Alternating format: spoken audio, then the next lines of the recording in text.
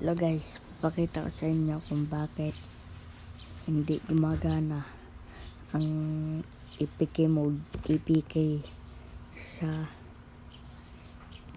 iOS. Pakita ko sa inyo kung bakit ayaw gumana.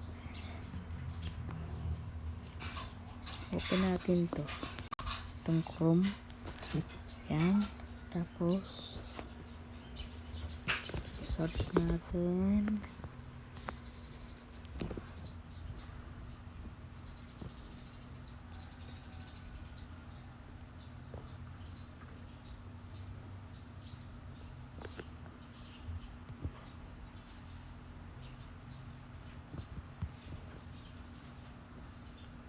Traffic Rider.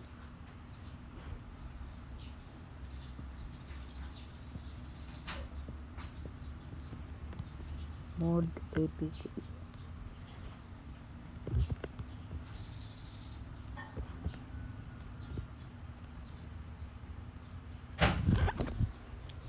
So nakita nyo, lahat ng yan ginamit ko na, pero wala siyang use. Yan guys, yan, i-open ko to, go to download, then download ko to, close ad, sira ng ad dito. Yan,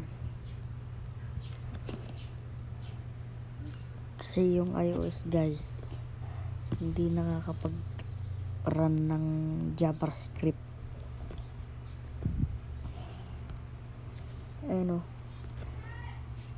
kung makikita nyo sa pinakababa ng screen ay nag-i-emit lang siya ng file, nag-i-emit lang siya.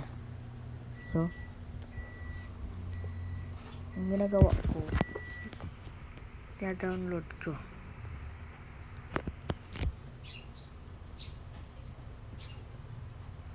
Ayan,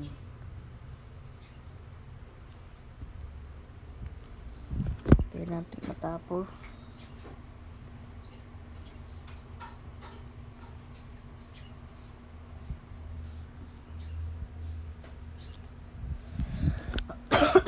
Yung ano kasi iOS, ang ginagamit niya na language, yung programming language niyan ay ang Swift 2.